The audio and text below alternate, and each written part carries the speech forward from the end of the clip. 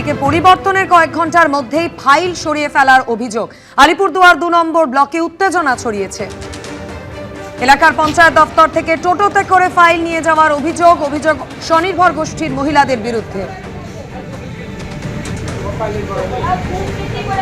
আর এই ঘটনার প্রতিবাদে গ্রাম পঞ্চায়েত দপ্তরের সামনে বিক্ষোভ দেখান স্থানীয় বাসিন্দারা। ঘটনাস্থলে ছুটে আসে পুলিশ এবং কেন্দ্রীয় বাহিনী। আলিপুরদুয়ারের ছবি আপনারা দেখছেন, যেখানে 2 নম্বর ব্লকে উত্তেজনা ছড়িয়েছে। এলাকার পঞ্চায়েত দপ্তর থেকে টোটোতে করে ফাইল নিয়ে যাওয়ার অভিযোগ স্বনির্ভর গোষ্ঠীর মহিলাদের বিরুদ্ধে, আর যার প্রতিবাদে গ্রাম পঞ্চায়েত দপ্তরের সামনে বিক্ষোভ দেখান স্থানীয় বাসিন্দারা।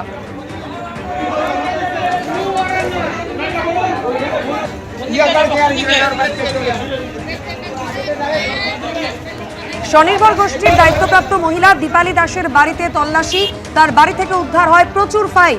দীপালি দাসকে ইতিমধ্যে গ্রেফতার করেছে পুলিশ।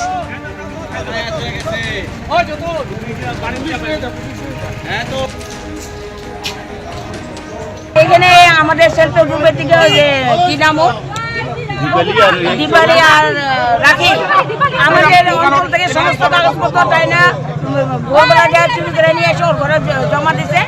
আমাদের সেলফের যত কাগজপত্র ছিল সমস্ত ওর ঘরে পাওয়া গেছে। আমরা প্রশাসন নিয়ে এসে সেই কাগজপত্র উদ্ধার করছি। এখানে যখন আসলাম তখন ও আমাদেরকে দেখেও পালিয়ে গেছে।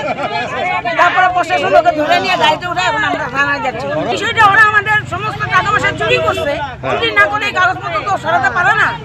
আমরা এত মহিলারা এত কষ্ট করে আমরা টাকা সঞ্চয় করে সেইখানে টাকা আমরা জমাচ্ছি, গেটিশন করতেছি। যদি গেটিশনের টাকা উঠে দিয়ে যায় তখন তাদেরকে টাকা দিতে হয় 2000 3000 যার থেকে যেমন পারে।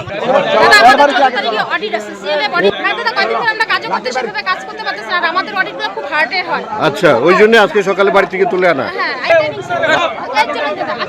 সমস্ত দেখা যাবে